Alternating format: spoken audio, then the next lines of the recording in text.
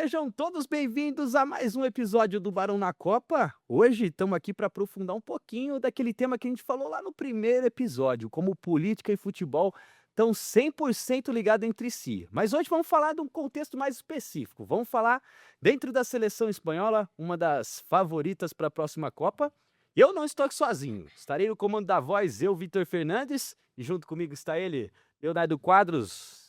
Boa noite, pessoal. Tudo bem? Leonardo Quadros aqui na voz. Vamos aqui bater o papo com esses dois grandes especialistas aqui sobre o Responsa. conflito. Exagero.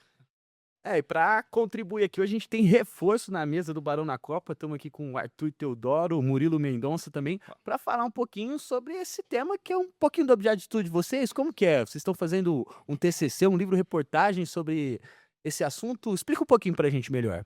Primeiro, boa noite, Vitor, boa noite, Léo. É Boa um noite. prazer estar aqui com vocês falando sobre esse assunto. O objeto do nosso estudo é as relações sociais, né, entre o movimento separatista da Catalunha e o Futebol Clube Barcelona. Então, foi o que a gente escolheu para fazer o nosso TCC. A gente está estudando bastante sobre isso e, cara, acho que tem sido uma jornada incrível, né? Eu e Murilo, a gente tá aprendendo muito sobre esse tema, né, e se aprofundando de verdade, assim, toda essa história e bora bater esse papo aí hoje.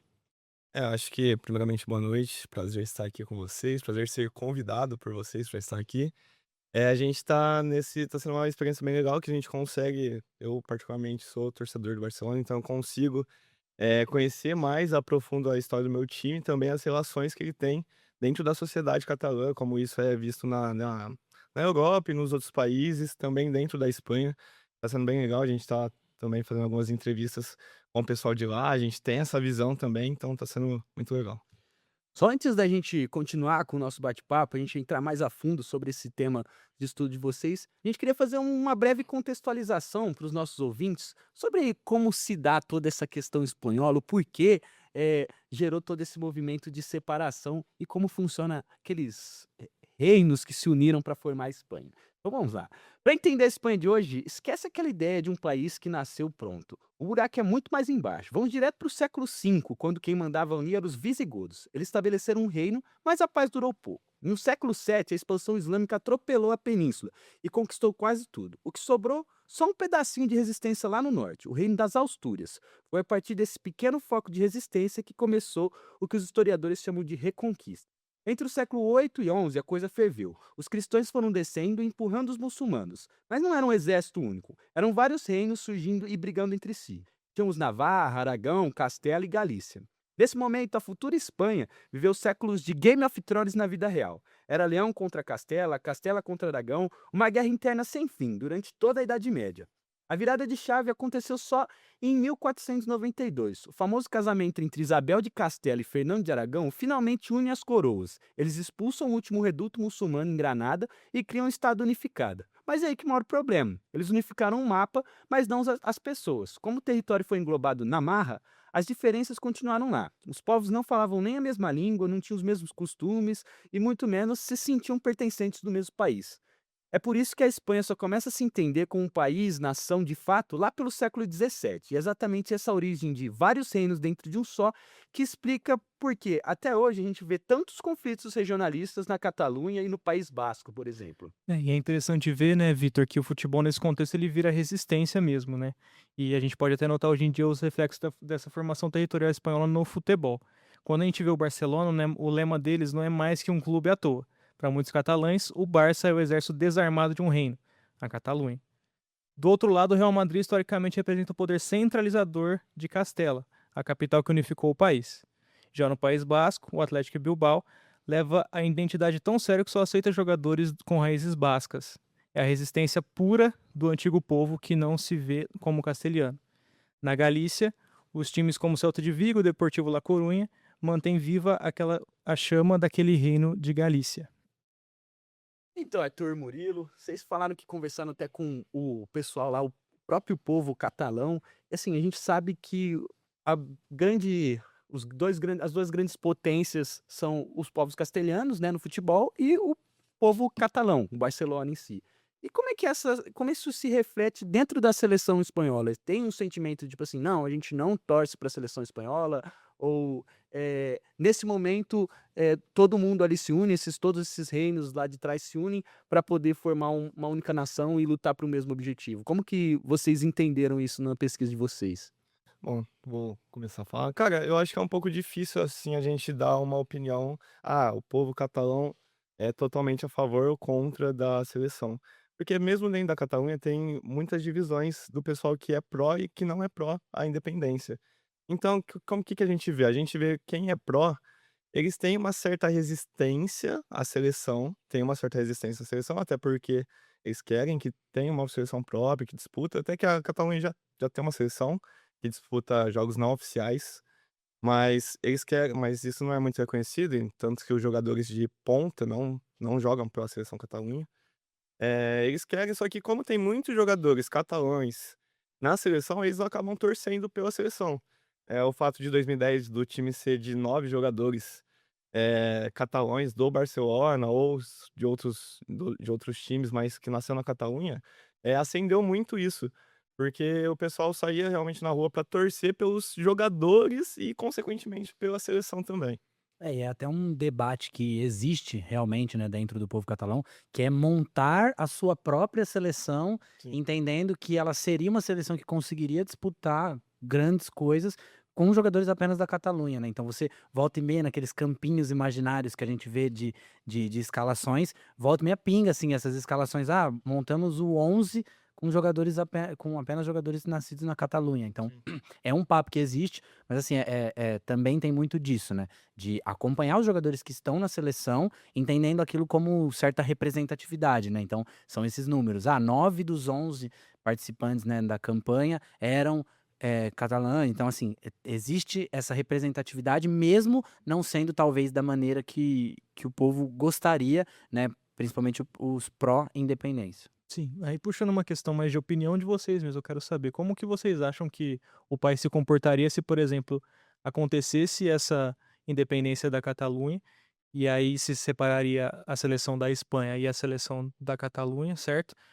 Qual que seria o impacto disso aí para o futebol da Espanha mesmo? O que que mudaria? Se mudaria alguma coisa? Por exemplo, a gente pensa hoje no grande nome da seleção espanhola é um jogador do Barcelona. Sim. Vocês acham que teria um impacto grande, não teria um impacto grande? E dentro da população, como que isso faria?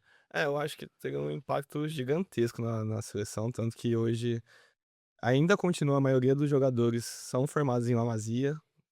Alguns não estão atuando pelo Barcelona hoje, mas eles são formados em La Masia. O Dani Olmo voltou agora, mas ele era do Red Bull, era do Salzburg.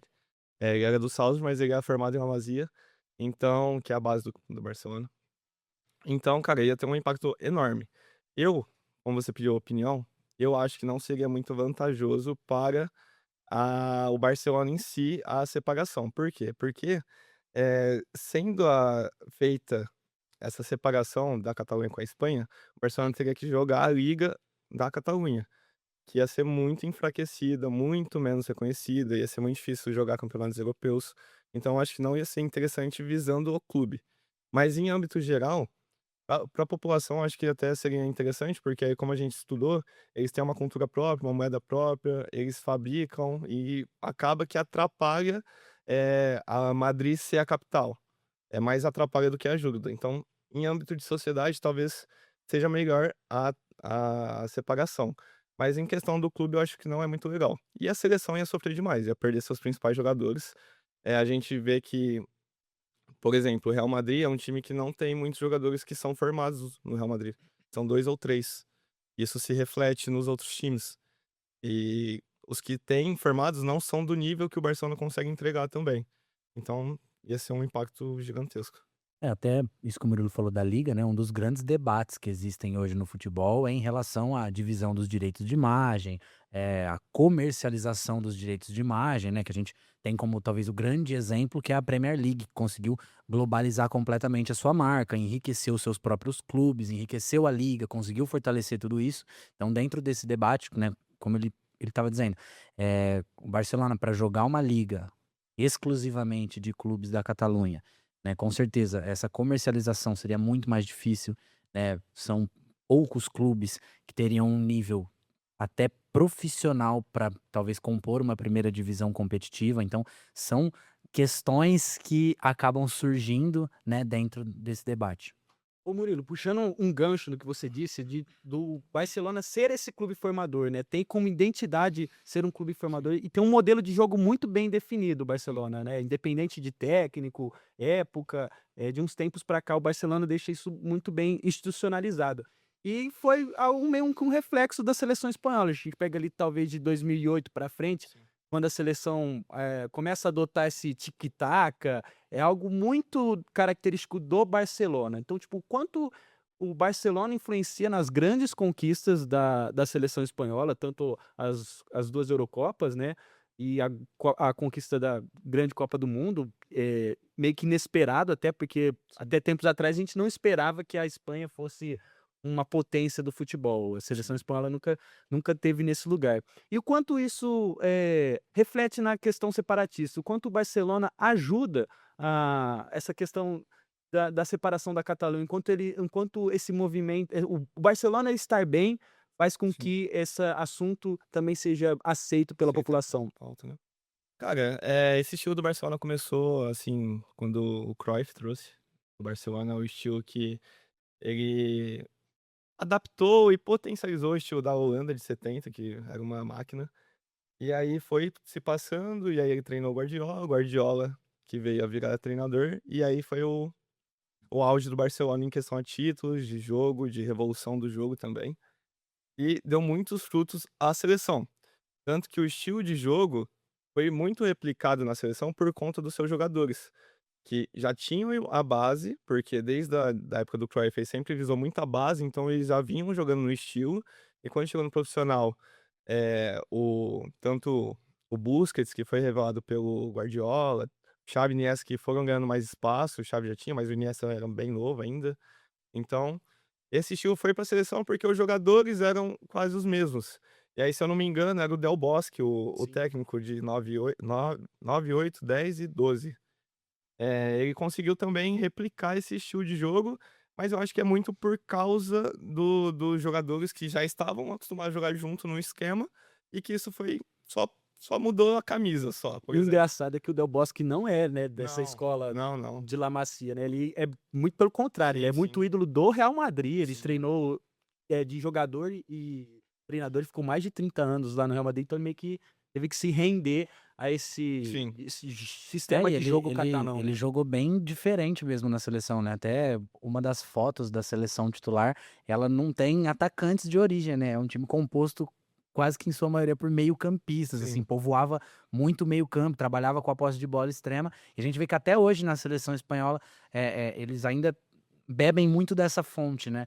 Então, também são jogadores que estão juntos desde a base. Talvez, quando a gente olha para a seleção de hoje, pode não ser a melhor seleção do mundo em nomes. Lógico que tem nomes muito fortes como o Lamine Yamal, o Pedri, mas assim, ela talvez ainda tenham nomes que não sejam tão técnicos, mas que estão acostumados a jogar naquele modelo de jogo, jogam juntos desde a base, e isso torna a seleção espanhola, como você disse, é uma das favoritas para essa Copa, com certeza. Eu até acho, até discordo um pouco. Eu acho que a seleção espanhola hoje é a seleção que é a melhor, não só por conta do elenco, porque eu acho que realmente a França tem um elenco de uma variedade muito maior, mas o estilo de jogo que a Espanha apresenta hoje é muito, muito, assim, mais atrativo. Eu acho que dá muito mais resultado também. E tem Yamal, Pedri, Olmo, por mim, tem, pô, a base do Barcelona. E você tinha comentado sobre quanto isso é importante, né, para a civilização catalã, né, se representar. Cara, é muito importante, porque o clube dá visibilidade para a causa. Como o clube é um clube que é um dos maiores do mundo, ele leva o nome da causa quase, assim, atrelado a ele, com essa fama que ele tem. Porque ele usa dentro das suas comunicações a linguagem catalã, a bandeira, o escudo tem a bandeira catalã, ele usa nos estádios as cores catalãs são reproduzidas, também em discursos como o do Piqué, que era muito catalã, do Guardiola, sempre, por exemplo, é muito famoso depois do título comemorar citando o da Catalunha, então falando sobre a independência. Então é muito importante essa parte. Ter E no nosso objeto de estudo, né, no nosso problema do nosso TCC, foi o que a gente tenta abordar, né? Até que ponto o Barcelona ele é um agente político ativo ou um símbolo social do movimento, né? Como se o clube não é quase como se ele não se posicionasse, mas fosse usado, né, Para representar. pelos independentistas como um meio de representação. E aí a gente navega dentro desse tema para tentar entender um pouco da função do clube. E aí, quando a gente conversa com o povo catalão, dizendo assim, né, pessoas de lá, a gente começa a entender um pouco até algumas cobranças que eles têm relacionadas ao Barcelona em determinados momentos, né?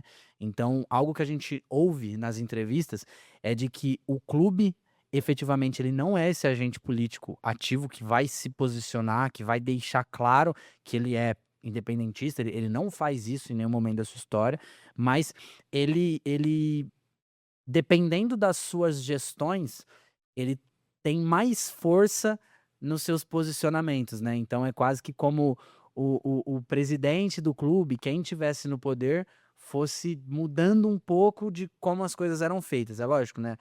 A língua catalã nunca deixou de ser falada, o clube manteve as suas tradições, e isso é muito importante para o movimento, porque a gente tá falando de um clube global, extremamente midiático e que traz esse simbolismo com ele desde sempre. Mas, por exemplo, em algumas gestões que calharam em momentos muito importantes da Catalunha, né, como por exemplo do referendo de 2017, até durante propriamente a Copa de 2010, existe alguma cobrança do pessoal do movimento relacionada aos posicionamentos do Barcelona. Eles sentem que o Barcelona poderia ter se posicionado mais, que acham que o clube adotou uma postura muito neutra em determinados momentos e que ele poderia ter ajudado mais o movimento em partes da sua história, e ele acabou não fazendo isso porque naquela gestão o clube tinha adotado uma postura um Sim. pouco mais neutra. E assim, o quanto que, na verdade, o Barcelona, ele me parece que, pra causa, ele mais atrapalha do que ajuda pensando no ponto de vista político exclusivamente, certo? Então, assim, por exemplo, quando a gente pensa na separação, me parece, pelo menos, que o futebol dentro da Espanha ele é um negócio extremamente importante. É igual aqui no Brasil, são pessoas extremamente apaixonadas, certo? Então, assim, o quanto que o Barcelona, na verdade, ele atrasa um pouco o lado dos separatistas, porque, assim, é um agente também econômico muito grande para a Catalunha, certo? Sim. Tem muita venda de camisa, tem muita gente que vai lá para ir no Santiago Bernabéu, perdão, no Camp Nou. O Murilo quer te matar ali, ó. Ó. Ficou vermelho. Você. Então, assim, com quanto que ele atrapalha, na verdade, na causa por ser um agente econômico muito forte, político também muito forte nesse sentido. Então, assim, a gente não pode fechar, porque se fechar o Camp Nou só vai estar aqui, a gente vai jogar numa liga pequena e a gente vai perder parte do nosso dinheiro aqui. E se ao mesmo tempo, se a gente abrindo, a gente adota essa postura neutra completamente e não ajuda na causa. Sim, uma das falas que me ajudou a entender melhor como os posicionamentos do clube indiretamente ajudavam ou atrapalhavam o movimento, a gente estava entrevistando um professor de uma universidade da Catalunha, ele que é pró-independência, ele é bastante ativo no movimento, e a gente, lógico, perguntando para ele, tentando entender, e aí, assim como nas outras entrevistas, ele abordava um pouco disso, né, dessa diferença de postura dependendo do presidente do clube na época. E aí uma das coisas que ele falou foi que ele trouxe o caso do Juan Laporta, que era quando o clube realmente se posicionava, quando o clube trazia mais essa força do bastidor em relação ao movimento, porque Uhum, a gente está falando do clube como um Barcelona, uhum. que tem um presidente que é pró-independência. Sim. Então isso já carrega por si só uma representatividade muito grande. Sim. E aí uma das coisas que ele falou foi que quando o Juan Laporta ele assume no primeiro mandato, ainda existia um certo estereótipo relacionado ao movimento, como acontece com diversos outros movimentos, que era isso um foi que movimento. Começou em 2003. Então, era um movimento radical, era um movimento que não tinha tanta força, e existia esse estereótipo. E aí, de repente, você tem um cara de terno, gravata, presidindo um dos maiores clubes do mundo, e ele é abertamente pró-independência. Sim, numa época que o Barcelona estava no seu auge, né? Que Hum. foi a época que ganhou a tripleta, Então mas ajuda muito realmente no movimento, porque aí Uhum. é como se as pessoas olhassem e falassem: espera aí, de repente não é isso que eu penso, não é Sim. só um movimento radical, não é um movimento que briga por causas fúteis.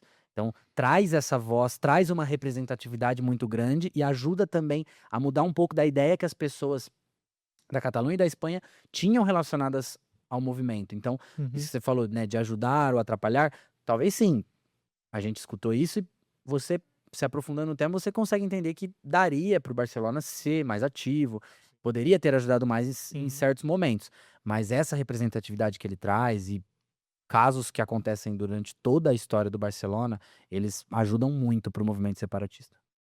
E existe só um movimento separatista, ele é extremo ou existe alguma moderação nesse movimento? Então, tipo assim, eu sou catalão, mas eu acho que é como, por exemplo, tem os povos galegos lá, né? Que eles vamos manter o nosso idioma, a gente não é tanto separatistas, a gente não é tão radical a esse ponto. Existe um meio termo nesse movimento separatista da Catalunha ou não? É radicalismo, a gente vai sair a independência ou não, vamos continuar dependência da Espanha?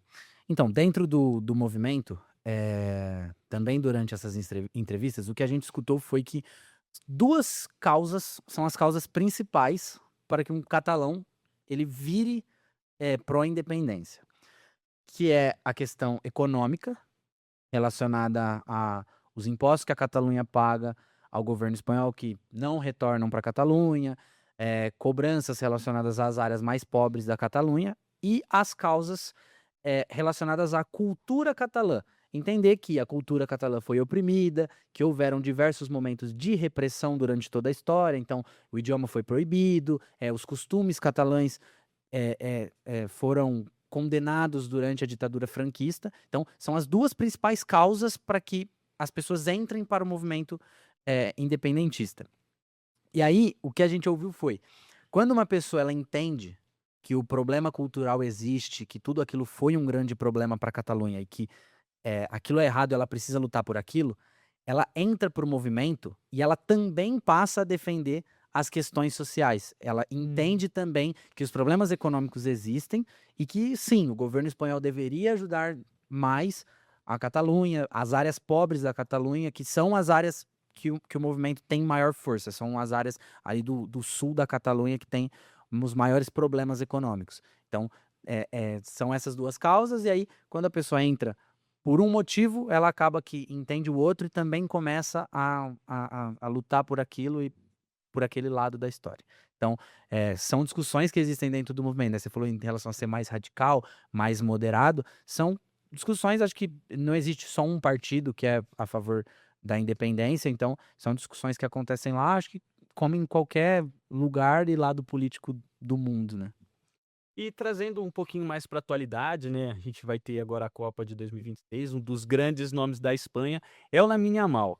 Além de ser cria da Catalunha, ser cria de La Masia, ele também reforça toda aquela herança islâmica, né, ele é sim. descendente direto de marroquinos. E como que a Catalunha ela é com essa questão da imigração dentro do território deles? E, tipo assim, o que o Yamal representa hoje pro movimento? Cara, o que eu vejo, assim, do Yamal, ele é filho de marroquinos, né, o pai dele e a mãe dele são marroquinos, ele nasceu na Espanha, ele tem um lado muito ligado a essa cultura dele que ele carrega mesmo de ser marroquino. O que eu vejo da Catalunha é que é um dentro da Espanha, talvez seja um território que mais abraça imigrantes, assim, que não tem tanto essa diferença como, por exemplo, em outros casos que é tipo a França. A França já não na seleção, o pessoal da própria torcida taca vaias e ofensas aos jogadores, por não serem nativos franceses.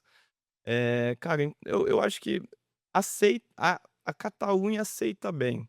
A Espanha a gente vê vários casos de racismo contra o Yamal, contra ou a etnia ou contra a cultura dele, ou por ele não ser um legítimo espanhol, então não é muito bem aceito. É claro, vai estar ganhando jogos por ela, tá ótimo. Quando estiver perdendo, já não é tão legal. Mas eu acho que a Catalunha em si é um pouco mais receptiva nesse caso.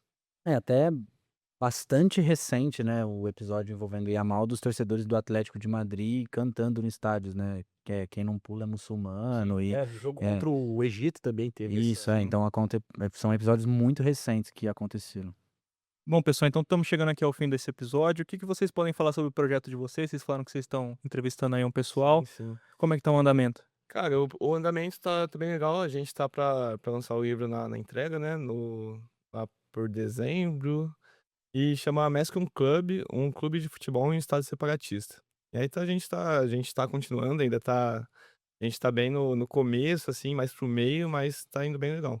E, assim, acho que tem sido uma experiência muito legal mesmo, se aprofundar nessa história, porque o Murilo é torcedor assíduo do Barcelona, né, fanático pelo clube, então ele já conhecia um pouco mais dessa história. Eu já tinha ouvido falar, lógico, por conta da fama do clube, mas realmente nunca tinha me aprofundado no assunto. E aí, conforme a gente vai entrevistando pessoas, lendo artigos e acho que mergulhando assim nessa história, você vai percebendo muitas coisas que acontecem e que aconteceram lá, que faz com que a vida deles tenha um contexto completamente Sim. diferente da que a gente leva aqui, por exemplo. É uma realidade totalmente diferente. Eles A gente a nem até quando eles imagina. vão falar sobre acontecimentos, né, por exemplo, numa dessas entrevistas, com esse professor que faz parte do movimento, eles trazem um peso nas palavras muito forte, assim, para falar sobre o contexto histórico, para falar sobre essa repressão cultural, os problemas sociais, eles falam até de uma maneira diferente, assim. Então tem sido uma experiência muito legal e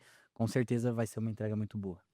É isso aí então, meninos. Queria agradecer a participação de vocês. Muito grato de você estar fazendo parte desse nosso terceiro episódio do Barão na Copa. E foi por aqui. A gente fica com o episódio de hoje por aqui. Até o próximo programa com mais novidades da Copa do Mundo e do mundo futebolístico para vocês.